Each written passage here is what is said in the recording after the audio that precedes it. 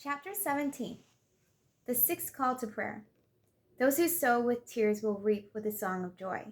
Those who go out weeping carry seeds to sow, will return with a song of joy, carrying sheaves with them. Psalms 126:5. If you walk along certain parts of the Boris Strait in the morning, you will see empty fishing boats bobbing up and down in the choppy waters that dance along the pier. The narrow oars are left from the fishermen clucking rigorously against the inside of the boats, and the barnacles grow on the brightly painted wooden hulls. The water is a deep navy blue, a color that makes it rather easy to see that these swells, this moving, shifting current flows from the Black Sea.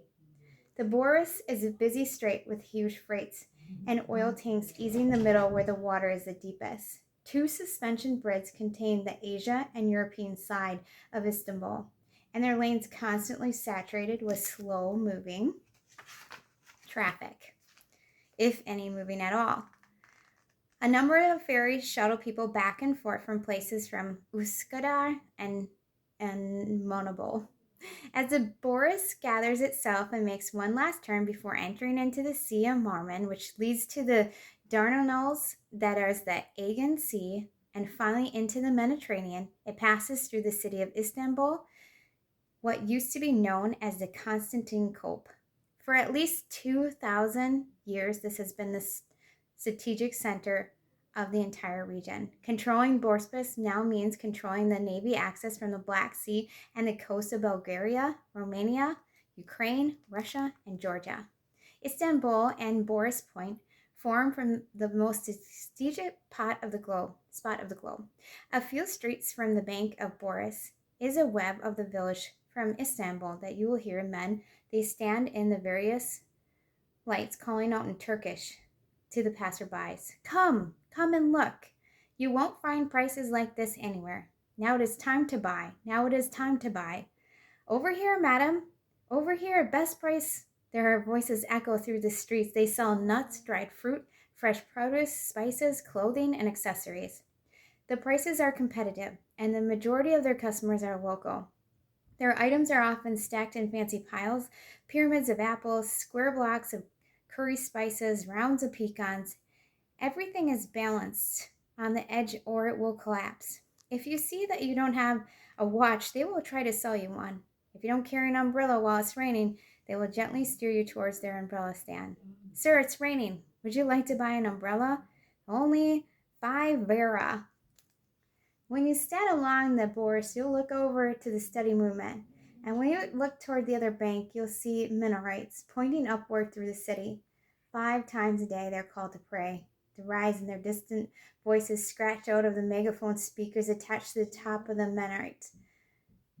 They range from their local volunteers to the national celebrities, and the ancient sounding voices seem to come through all types of machines. Roughly translated, and this is what their call says: God is great, God is great, God is great. I bear witness that there is no God except one God. I bear witness that there is no God except one. I hear witness that Muhammad is the messenger of God. I hear witness that Muhammad is the messenger of God. Rise up in prayer. Rise up for prayer. Rise up for salvation. Rise up for salvation. God is great. God is great. There is only one God except one. There is no God except one God. During the pre-dawn prayer, when morning has yet to break over the city, when people are just beginning to stir in their houses and make their coffee and start their cars for work, following the phrases added after the 5th part, prayer is better than sleep. Prayer is better than sleep.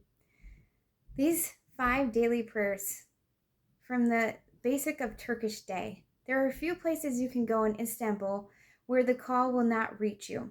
When you wake in the morning, you hear the call. Everybody's in prayer. Throughout the day, you're reminded to pray. When darkness falls once again, you'll hear another call to prayer.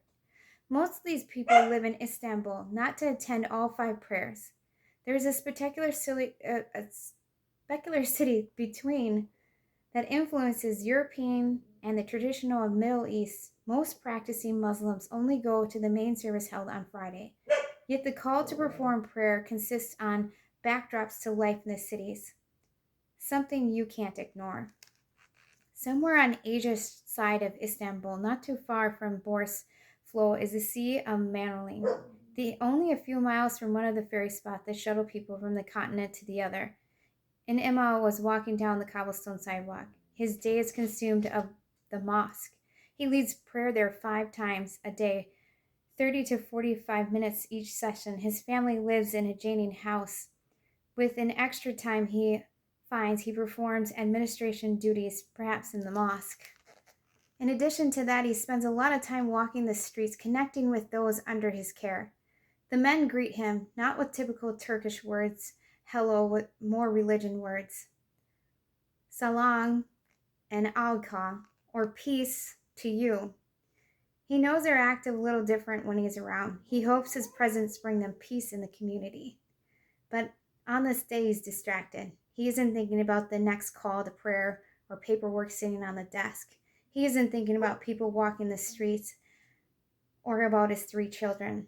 Something else is on his mind. He's thoughtful, considered the news that he heard earlier in that day regarding his Christian friend Stan Stewart.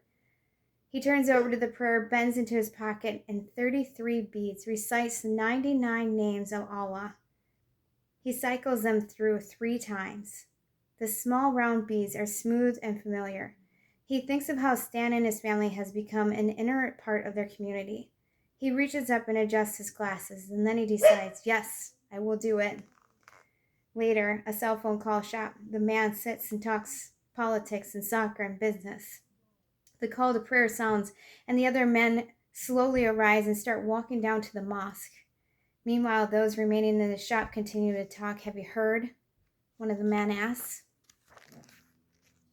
Heard what? About the 6th call to prayer. No, a 6th call to prayer? Yes, he says. The Imam will issue a 6th call to prayer to Stan Stewart. A 6th call to prayer. This is done only for very special, very devoted men. But the men in the cell phone shop aren't surprised. They nod their heads quickly, and one of them gets up and walks quietly out of the shop. He's a special friend of the man, Stan Stewart, and to cry in front of others would be shameful. End of chapter 17.